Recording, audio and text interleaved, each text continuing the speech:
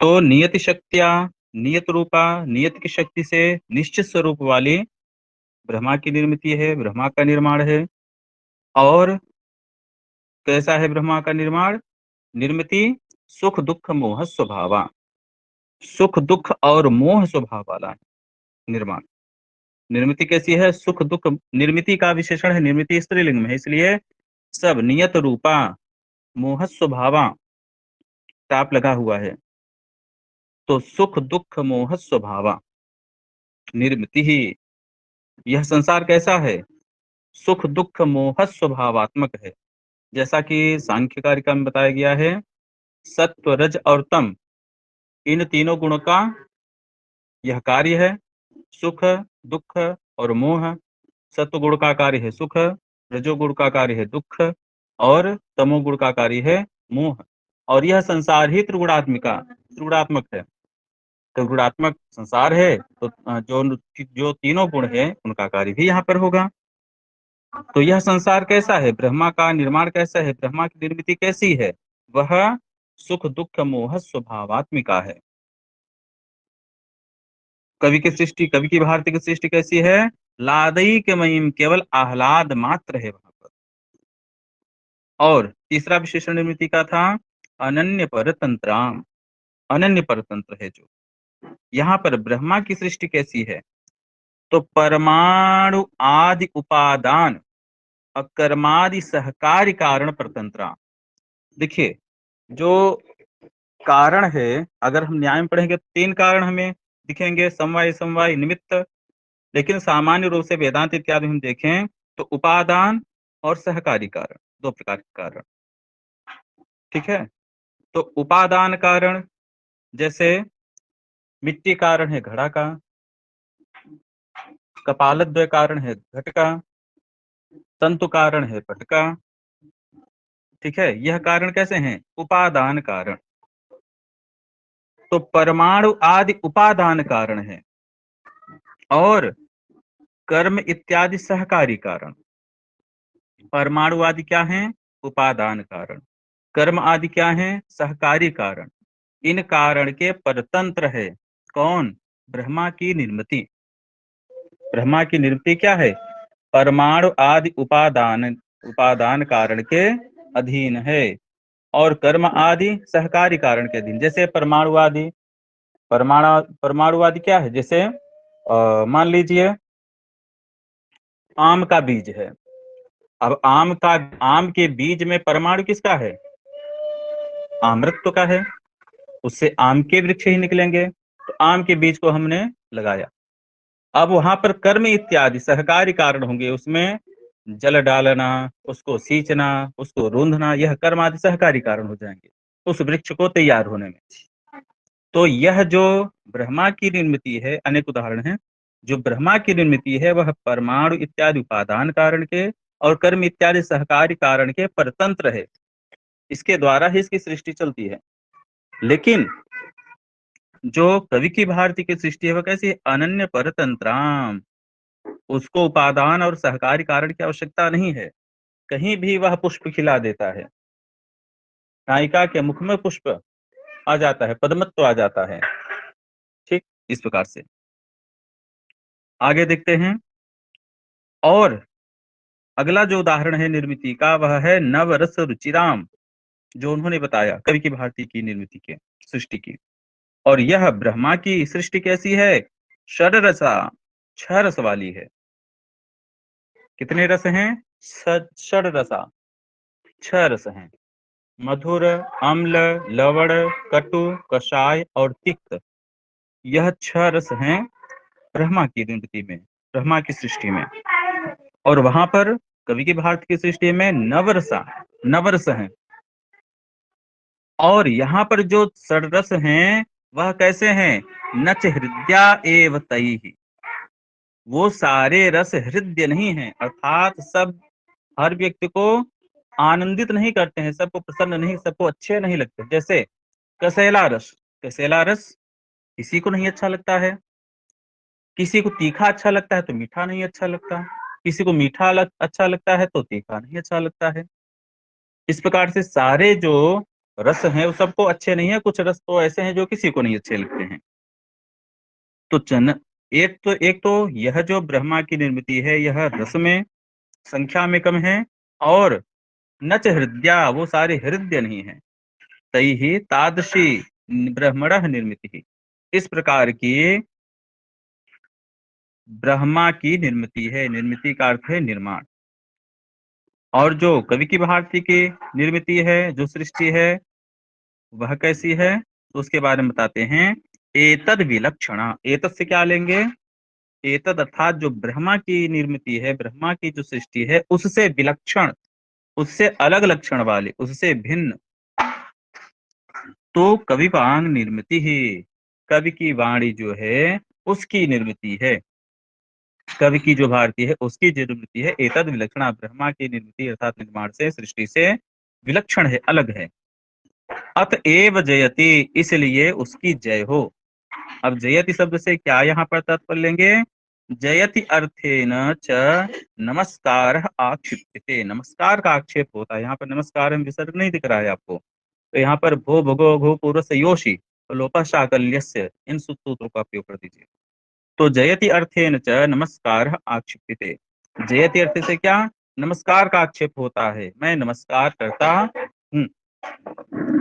इति ताम प्रत्यस्मि प्रणतः, इति ताम प्रणतः, ताम प्रति प्रणतः अस्मि, उनके प्रति मैं प्रणत हूँ, उनको मैं नमस्कार करता हूँ, उनको मैं प्रणाम करता हूँ। इत लभ्यते, ऐसा प्राप्त होता है। ठीक है, तो ये नमस्कारात्मक मंगलाचरण है। आगे चलते हैं। अब इसके बाद देखिए, जो इहाभिधेयम सब प्रयोजन मित्याह, जो यहाँ पर अभिधेय है, अभिधेय अर्थात जिसको कहना है, जिसको बताना है, जिसके बारे में चर्चा करनी है, वह क्या है, अभिधेय है।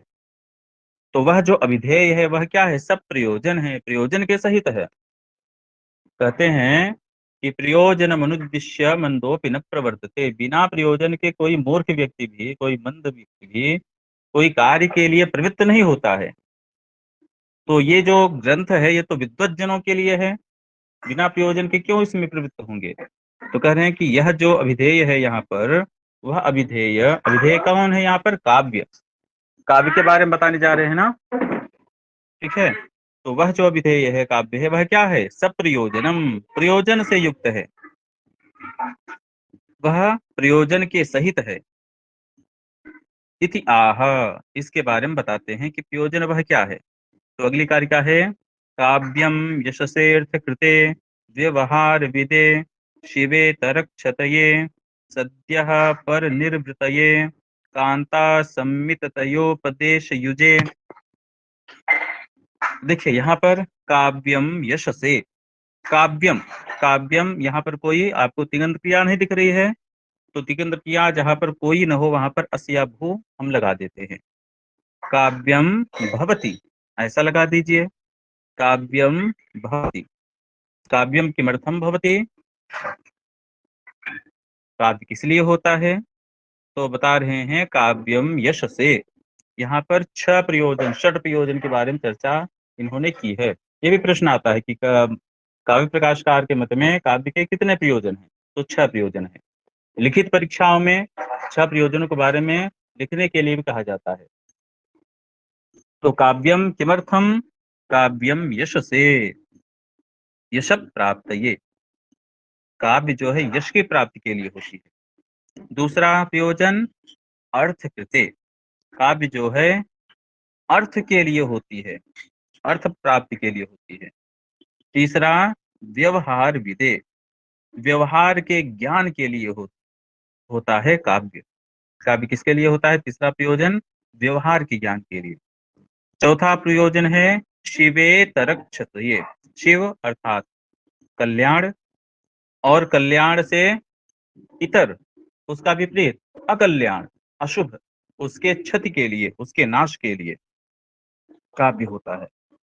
सद्यः पर निर्वृतये, सद्यः अर्थात उस समय, काव्य के पठन श्रवण दर्शन काल में जो काव्य से इतर है, पर है, उससे निवृत्ति हो जाना, निर्वृतये, उसका चले जाना।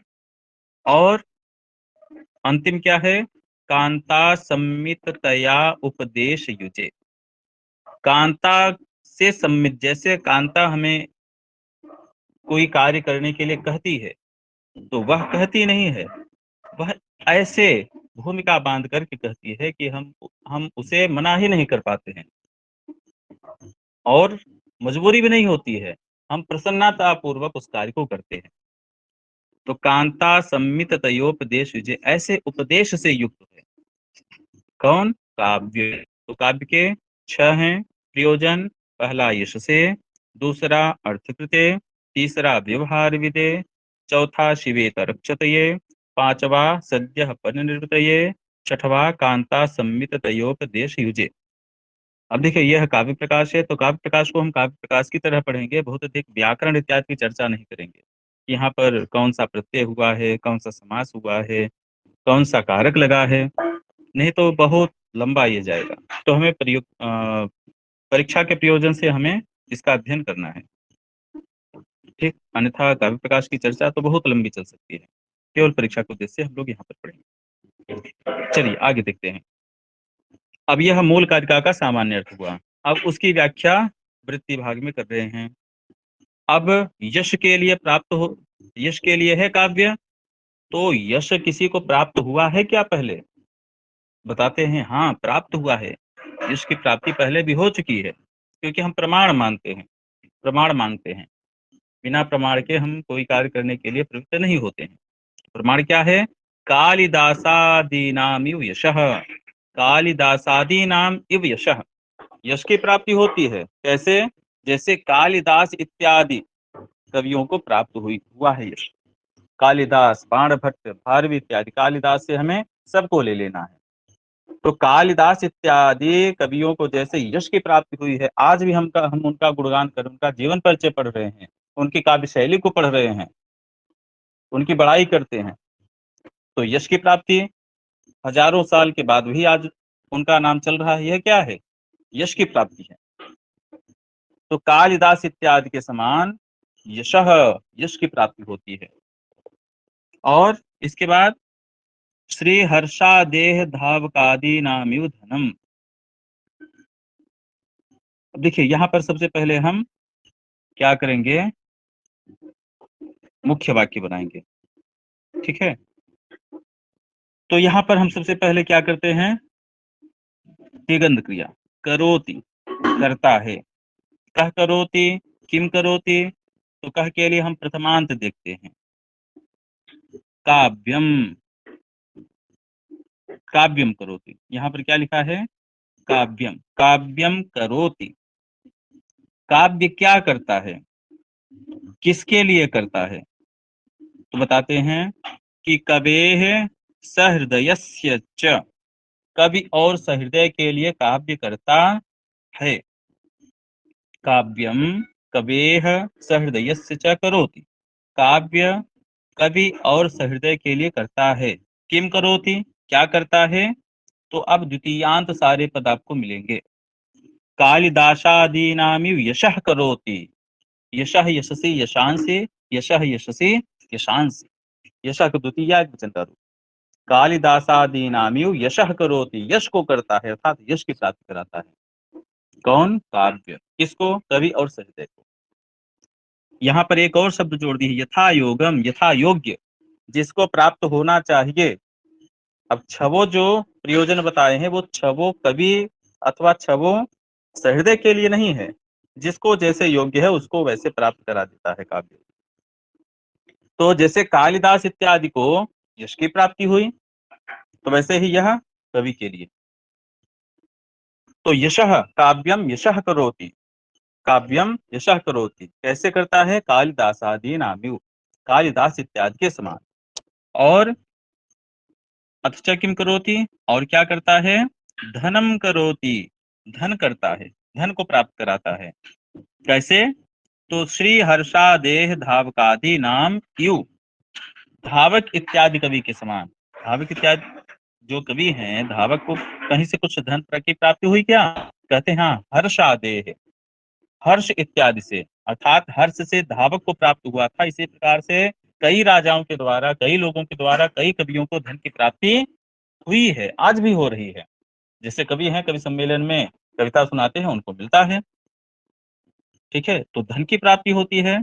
तो हर्ष इत्यादि जो राजा हुए हैं, उनके उनके द्वारा धावक इत्यादि कवियों को धन की प्राप्ति हुई है। धावक ने काव्य की रचना की, उसको श्री हर्ष जी को समर्पित कर दिया, हर्ष जी ने अपने नाम से उसको कर दिया और धावक को उसके बदले कुछ पारितोषिक दे दिया, धन की प्राप्ति करा दी। ठीक, तो हर्ष इत्यादि के द्वारा जैसे धावक इत्यादि कवियों को धन की प्राप्ति हुई है, उसी प्रकार से काव्य धनम करोति, काव्य धन को प्राप्त कराता है। और क्या करता है? परिज्ञानम, परिज्ञान करता है, ज्ञान कराता है। कैसा ज्ञान? राजादिगत उचिताचार परिज्ञान, उचित जो आचार है, उचित जो आचार विचार, जो व्यवहार है, किसको कैसे करना चाहिए, किसको कैसे रहना चाहिए, किसके प्रति? राजादिगत, राजा इत्यादि के प्रति। राजा इत्यादि को कैसे कार्य करना चाहिए, राजा को कैसे कार्य करना चाहिए, पिता को कैसे कार्य करना चाहिए, पुत्र को कैसे कार्य करना चाहिए, पिता को कैसे कार्य करना चाहिए, माता को कैसे कार्य करना चाहिए। तो इन सब को कैसे उचित आचार, इनका उचित आचार क्या है? जैसे रामायण है, रामायण में सबके कार्यों का वर्णन हो गया। राजा को कैसे रहना चाहिए, पुत्र को कैसे रहना चाहिए, पिता को कैसे रहना चाहिए, माता को कैसे रहना चाहिए, भाई को कैसे रहना चाहिए, पत्नी को कैसे रहना चाहिए, यह सब वहां पर दिखाया गया। तो सभी का जो उचित आचरण है वह हमें कहाँ से प्राप्त होता है? काव्य, काव्य करता है। परिज्ञानम करोति, परिज्ञान कराता है। अक्षक काव्यम की किम करोति, और काव्य क्या करता है? तो अनर्थ निवारणम, अनर्थ का निवारण करता है, अनर्थ की निवृत्ति कराता है, अनर्थ को दूर करता है। कैसे? किसी का अनर्थ दूर हुआ क्या? तो कहते हैं हाँ, दूर हुआ है। किसका? तो मयूर आदि नाम यू, जैसे मयूर आदि कवियों का अनर्थ दूर हुआ है। मयूर का कैसे दूर हुआ? आदित्यादि, आदित्य इत्यादि राजाओं का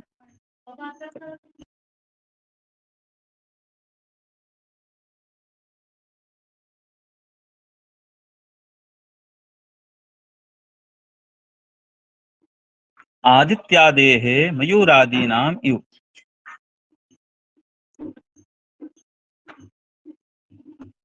जैसे आदित्य का, आदित्य की स्तुति की थी किसने? मयूर कवि ने। मयूर को कुष्ठ रोग हो गया था, तो उस रोग की निवृत्ति के लिए आदित्य का पाठ उन्होंने किया। तो आदित्य का स्तोत्र करने से, स्तुति करने से, उनका पूजन करने से, जैसे मयूर कवि के अनर्थ का निवारण हुआ था, उसी प्रकार से कई लोगों के अनर्थ का निवारण काव्य के करने से हुआ है। तो काव्यम किम करोति? अनर्थ निवारणम करोति, अनर्थ का निवारण करता है। और अच्छा काव्यम किम करोति, काव्य और क्या करता है? तो बताते हैं आनंदम, आनंदम करोति। आनंद सद्यः पर निवृत्ति है ना, निर्वृत्ति। जैसे देखिए, निवृत्ति और निर्वृत्ति दोनों में अंतर है। निवृत्ति मतलब कि चले जाना, और निर्वृत्ति मतलब पूर्ण हो जाना। निर्वृत्ति मोक्ष को कहते हैं। ठीक है, तो मोक्ष कैसा है? आनंद स्वरूप है। तो आनंदम करोति, काव्यम किम करोति? आनंदम करोति। कीदृशम आनंदम करोति, कैसा आनंद करता है काव्य? तो बताते हैं सकल प्रयोजन मौलिभूतम, सभी प्रयोजनों में मौलिभूत है। अब देखिए, यहाँ पर जो मौलिभूत है उसके हम कुछ अर्थ कर सकते हैं। मौलिभूत का अर्थ कुछ हम कर सकते हैं। कैसा अर्थ है? तो देखिए, तो मूलभूत, एक तो हम मूलभूत कर सकते हैं, अर्थात मूल में जो बसा हुआ है, अर्थात बिना इसके अन्य प्रयोजन की कोई माने नहीं है। आनंद की प्राप्ति होनी चाहिए। सभी जगह देख रहे, यश की प्राप्ति हुई तो आनंद की प्राप्ति हुई, धन की प्राप्ति हुई, आनंद की प्राप्ति हुई, अनर्थ का निवारण हुआ, आनंद की प्राप्ति हुई, व्यवहार का ज्ञान होगा, आनंद की प्राप्ति होगी। ठीक है, तो सकल प्रयोजन मौलिभूतम, जो मूल में है सबके, अथवा मौली, मौली के समान, जैसे मौली जो मौली है, मुकुट है, वह सर पे धारण किया जाता है। वैसे ही सभी प्रयोजनों में शिरोधार्य सबसे ऊपर जो प्रयोजन है वह है कौन? सद्यः पर निर्वृतये आनंदम, आनंदम करोति। ठीक है, सकल प्रयोजन मौलिभूतम। आगे क्या कहते हैं? समनंतरमेव, समनंतरम एव, समनंतरम अर्थात किसके समनंतर? समनंतर मतलब कि साथ साथ। किसके साथ साथ? जो काव्य है, काव्य के पठन काल में पढ़ने के साथ साथ कुछ कार्य होते हैं, वह कार्य करने के बाद उसका परिणाम हमें मिलता है।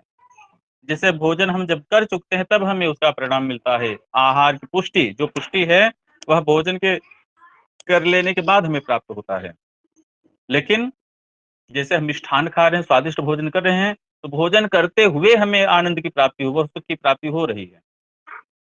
तो कुछ कार्य होते हैं उस कार्य को करते हुए हमें प्राप्त होता है, और कुछ कार्य होते हैं उस कार्य के पूर्ण हो जाने के बाद हमें उसका फल प्राप्त होता है। लेकिन काव्य कैसा है? समनंतरम एव, समनंतरम एव, उसके साथ साथ ही काव्य के पठन के समय, काव्य के श्रवण के समय, काव्य के दर्शन के समय, जैसे मूवी इत्यादि, सीरियल इत्यादि, ये सब क्या है? काव्य ही हैं।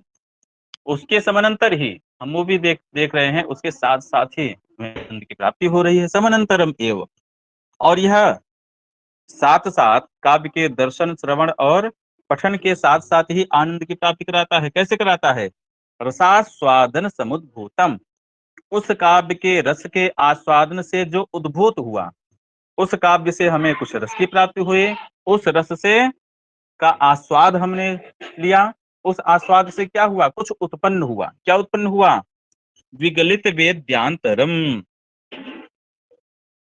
वेद्य जो है वेद्यांतर को विगलित कर दिया। उस समय वेद्य कौन है? जैसे हम रामायण पढ़ रहे हैं तो रामायण वेद्य है, रामायण को जानना हमारा क्या है? वेद्य है। और उससे इतर जो भी है, जो सांसारिक कार्य है, वो सब क्या है? वेद्यांतर है। तो वेद्यांतर उस समय क्या हो जाता है? विगलित हो जाता है। क्या हो जाता है? विगलित हो जाता है, नष्ट हो जाता है। ठीक है, जैसे हम मूवी देख रहे हैं, कोई बहुत अच्छी मूवी, तो उस समय हमें कुछ भी याद नहीं रहता है, जहां तक कि हम खाना पीना भी भूल जाते हैं। तो वेद्यांतर को विगलित कर देता है, ऐसा आनंदम। ठीक है, आनंदम के सारे विशेषण हैं। सकल प्रयोजन मौलिभूतम आनंदम, समनंतरम एव आनंदम, रसास्वादन समुद्भूतम आनंदम, विगलित वेद्यांतरम आनंदम। ठीक है, ऐसा आनंद है। आनंदम किम कह करोति? काव्यम करोति। ठीक, आगे चलते हैं। इसके बाद कह रहे हैं कि अब अगला आया, कांता सम्मित तयोपदेश युजे। तो उपदेश कितने प्रकार के होते हैं? पहले इसको बताते हैं। प्रभु प्रभु सम्मित, सुहृद सम्मित और कांता सम्मित, तीन प्रकार के उपदेश पर चर्चा इन्होंने की है। तो सबसे पहले हम प्रभु सम्मित को देखते हैं। तो प्रभु सम्मित शब्द प्रधान, जो प्रभु सम्मित उपदेश है वह क्या है? शब्द प्रधान है। शब्द की प्रधानता उसमें होती, एक एक शब्द की प्रधानता। जैसे वेदादि शास्त्र, वेद इत्यादि है, जो वेद ने कहा है उसको शब्द सह हमें कहना है, करना है। यह क्या है? शब्द प्रधान।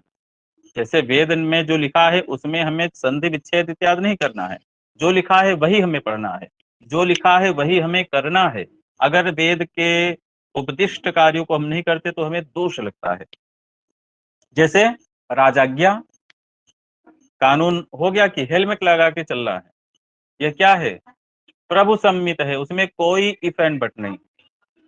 जो उन्होंने कहा वो हमें करना ही करना है। हेलमेट नहीं लगाएंगे तो जुर्माना भरना पड़ेगा, चालान कटेगा। तो प्रभु सम्मित, शब्द प्रधान, शब्द की प्रधानता वहां पर होती है। ठीक है, और यह प्रभु सम्मित हो गया। दूसरा सुहृद सम्मित, प्रभु मतलब राजा ने, जो हमारे प्रभु ने जो भी आज्ञा दी, हमारे गार्जियन ने जो भी आज्ञा दी, उस आज्ञा को हमें मानना ही मानना है। जैसे हमारा मन कह रहा है नहीं इसको नहीं करना चाहिए, लेकिन हमें आदेश मिला है तो हमें उसको करना ही करना है। यह प्रभु सम्मित। दूसरा सुहृद सम्मित, मतलब मित्र के समान। मित्र क्या करता है? मित्र जो है कुछ आपको आदेश नहीं दे सकता है, वह केवल कोई कार्य आप करने जा रहे हैं तो उसकी लाभ और हानि को उसने समझा दिया कि भैया अगर इसको करेंगे तो आपका लाभ होगा, इसको करेंगे तो आपकी हानि होगी। इसके बाद वो आपको आदेश नहीं देगा कि नहीं इसको आप नहीं करिए, इसको आप करिए ही। तो केवल लाभ और हानि बता करके बगल हो जाएगा। अब आपकी इच्छा है करिए, नहीं इच्छा है नहीं करिए। तो सुहित सम्मित अर्थ तात्पर्यवत, उसके अर्थ के तात्पर्य में तत्व होता है, अर्थ तात्पर्य से युक्त होता है। वह शब्द प्रधान नहीं है कि जैसा कहा वैसा ही करना है, उसके अर्थ को समझना है, वह कहना क्या चाह रहा है, वो साफ साफ बात नहीं करता है मित्र। वो आपको बतलाएगा कि यह करिए तो ये लाभ, ये करिए तो ये हानि। तो अर्थ के तात्पर्य को समझ करके आपको कार्य करना है। जैसे पुराणादि इतिहास, जो 18 पुराण है और जो इतिहास ग्रंथ है हमारे रामायण महाभारत, यह सुहृद सम्मित है। यह आदेश नहीं देते हैं आपको लाभ हानि बताकर, इसीलिए तो इतनी बड़ी कहानी हो गई है कि लाभ, इन राजा ने ऐसा कार्य किया तो इनको लाभ हुआ, इन राजा ने ऐसा कार्य किया तो इनको हानि हुई। अब आपको नहीं कहा जा रहा है कि आप ऐसा करिए, आप ऐसा नहीं करिए। उन्होंने कहानी बता दी, अब कहानी से आप समझिए कि हाँ इन्होंने ऐसा किया तो हम ऐसा करेंगे तो हमें भी यही प्राप्त होगा, इस प्रकार। तो अर्थ तात्पर्यवत पुराणादि इतिहासेभ्यश्च, पुराण इत्यादि इतिहासेभ्यः, और शब्दार्थयोर गुण भावेन, शब्द और अर्थ जहां पर गौण भूत हो जाएं, गौण हो जाएं, उनकी मुख्यता न रहे। जैसे प्रभु सम्मित में शब्द प्रधान होता है और सुहित सम्मित उपदेश अर्थ प्रधान होता है। यहाँ पर शब्द और अर्थ दोनों क्या हो गए, गौण हो गए।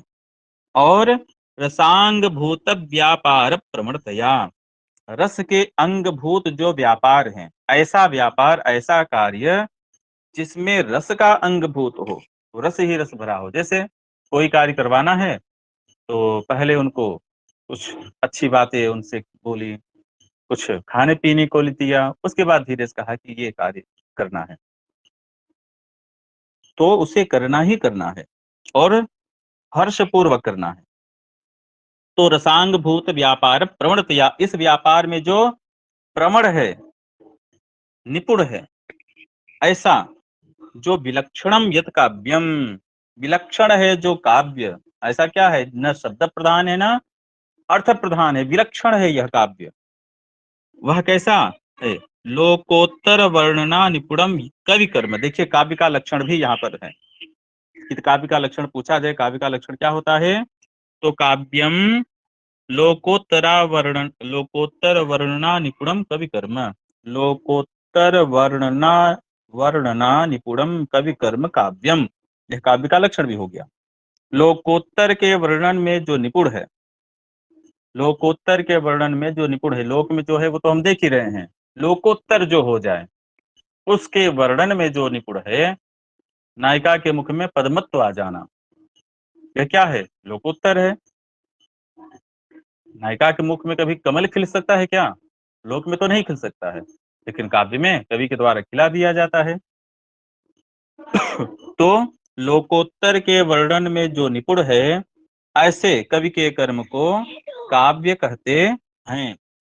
वह काव्य तत् मतलब कि तत्काव्यम, वह काव्य कांतेव कांता इव, कांता के समान, तत्काव्यम कांता इव, कांता के समान, सरसता आपादनेन, सरसता के आपादन से, सरसता ला करके।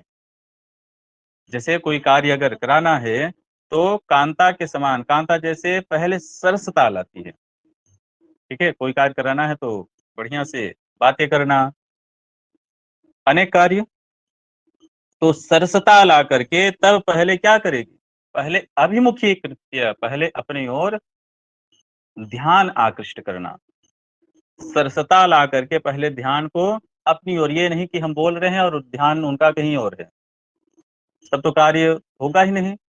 कार्य कब होगा, जब जिसको हम बता रहे हैं उसका ध्यान हमारी तरफ ही हो, तब। तो सरसता आपादने न, सरसता ला करके, जैसे मूवी आ रही है, अब केवल गद्य गद्य पढ़ दिया जाए वहां पर, तो क्या सरसता है क्या, कहानी एक सामान्य ही है, उसको आप पुस्तक में पढ़ेंगे तो अलग आनंद आएगा, लेकिन उसी की एक मूवी बना दी गई तो एक अलग आनंद है। तो सरसता ला करके अभिमुखी कृत्य, अभिमुख करके, अपने ओर आकृष्ट करके। रामादिवत वर्तितव्यम, काव्य क्या करता है? रामादिवत वर्तितव्यम, राम इत्यादि के समान कार्य करना चाहिए। रामादिवत वर्तितव्यम, राम इत्यादि के समान, राम लक्ष्मण भरत शत्रुघ्न सीता इत्यादि के समान व्यवहार करना चाहिए। न रावणादिवत, रावण इत्यादि के समान नहीं। इति उपदेशम, ऐसा उपदेश यथा योगम कवे सहृदयस्य च करोति, यथा योग्य कवि और सहृदय को करता है। कौन करता है? काव्यम करोति। इसलिए, इति इसलिए, सर्वथा तत्र यतनीयम, सर्वथा सभी प्रकार से, तत्र यतनीयम काव्य में यत्न करना चाहिए, काव्य को पढ़ना चाहिए, काव्य को सुनना चाहिए, काव्य को देखना चाहिए। काव्य दो प्रकार के, श्रव्य काव्य, दृश्य काव्य। ठीक है, श्रवण करना चाहिए, देखना चाहिए, सुनना चाहिए, पढ़ना चाहिए, इस प्रकार से। ठीक है, तो यह कवि और सहृदय के लिए ये दोनों हुए। ठीक, तो 6 प्रयोजन है काव्य प्रकाशकार के मत में। यश से, यश के लिए, जैसे कालिदास इत्यादि को यश मिला। दूसरा, अर्थकृते, अर्थ प्राप्ति के लिए, जैसे श्रीहर्ष इत्यादि से धावक इत्यादि को धन की प्राप्ति हुई।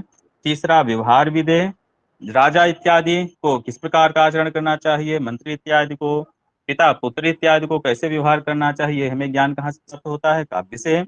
शिवेत रक्षते, जो हमारा अकल्याण है, अशुभ फल है, उसकी क्षति के लिए, उसके नाश के लिए हमें काव्य हमें वह नष्ट करता है। और 5वां, सद्यः परिनिर्वृत्तये, आनंद की प्राप्ति के लिए काव्य है। कांता सम्मित तयोपदेश युजे, कांता के समान उपदेश को देने वाला है काव्य। इसलिए यह कवि और सहृदय के लिए यह काव्य होता है। इसलिए सर्वथा तत्र यत्नीयम, इसलिए सर्वथा हर भली प्रकार से, हर प्रकार से काव्य में यत्न करना चाहिए। चलिए, कोई प्रश्न है किसी का? इस कारिका में आज बहुत धीरे हो चला एक कारिका हो पाई। कोई प्रश्न है क्या किसी का इसमें?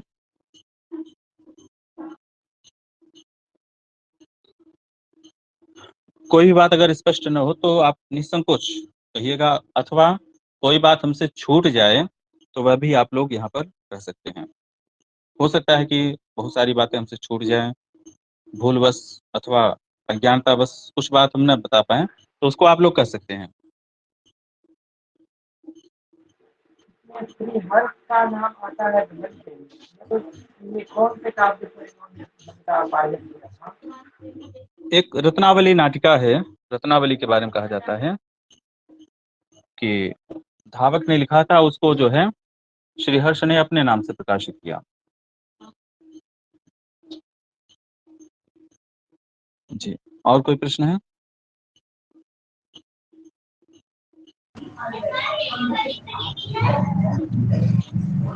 ये इसको तो बाण के पत्नी ने शाप दिया था ना, ये आदित्य स्तोत्र लिखा तो। हाँ, इनको जो है दरअसल इसके बारे में ये कथा है कि जो मयूर कवि थे, यह बाण भट्ट के साले थे, बाण भट्ट की पत्नी के भाई थे। तो शॉर्ट में कहानी सुना देते हैं। एक दिन क्या हुआ कि बाण भट्ट और उनकी पत्नी में कुछ विवाद हो गया। रात्रि भर विवाद ही चलता रहा। तो अपनी पत्नी को मनाने के लिए उन्होंने एक काव्य की रचना की। काव्य मतलब 4, काव्य मतलब एक श्लोक भी एक काव्य कहलाता है। तो 4 लाइन की एक कविता रची, जिसमें से 3 लाइन तो उन्होंने कर लिया और चौथी लाइन नहीं कर पा रहे थे, चौथी लाइन नहीं बना पा रहे थे। और इनका बाणभट्ट जी का, मयूर जी का प्रतिदिन का नियम था, मॉर्निंग वॉक के लिए जाते थे, सुबह टहलने के लिए जाया करते थे। टहलने के लिए अर्थात उस समय टहलना क्या था, नदी स्नान इत्यादि सुबह सुबह। तो मयूर कवि इनके घर के दरवाजे पर पहुंचे और तब तक ये बार बार उसी 3 लाइन को दोहरा रहे थे, चौथी लाइन नहीं आ पा रही थी। तो मयूर कवि को लगा कि यह कोई काव्य की रचना कर रहे हैं और चौथी लाइन इनको नहीं आ रहा है, तो बाहर से ही उन्होंने चौथी लाइन को बोल दिया। और चौथी लाइन अत्यंत श्रृंगार से युक्त, जो कि अपनी भगिनी के लिए व्यक्ति को नहीं कहना चाहिए। और उस लाइन को सुन करके उनकी जो बहन है उन्होंने अंदर से ही श्राप दे दिया, बिना जाने कि किसने कहा है कि कुष्ठ रोग हो जाए, जिसने भी कहा है, क्योंकि उनके पत्नी से इतर व्यक्ति ने कहा तो उनको अच्छा नहीं लगा, तो उसी श्रापवश उनको कुष्ठ रोग हो गया। तो आदित्य शतकम, ठीक है, सूर्य शतकम की उन्होंने रचना की, तो उनका कुष्ठ जो है दूर हुआ। चलिए, और कोई प्रश्न किसी का? बहुत अच्छा बताया आपने, सभी अर्थ बहुत अच्छा बताया। जी सर, बहुत अच्छा, मुझे बहुत अच्छा लगा। मुझे वैसे समझने में बहुत कठिनाई होती, पर आज एक एक शब्द पूरा अच्छे से समझा और पढ़ने का सही आनंद आया। ऐसे नहीं हर क्लास में आता है, पर आज कहने को भी कहा कि आपको बता दो कि आज सही में वर्ग अच्छा हुआ। जी, बहुत बहुत धन्यवाद। वैसे आप लोग श्रवण अच्छे से कर रहे हैं, इसलिए ये संभव हो पा रहा है। चलिए, और कोई प्रश्न तो किसी का नहीं है? चलिए ठीक है, तो आज की कक्षा हम लोग यहीं पर पूर्ण करते हैं।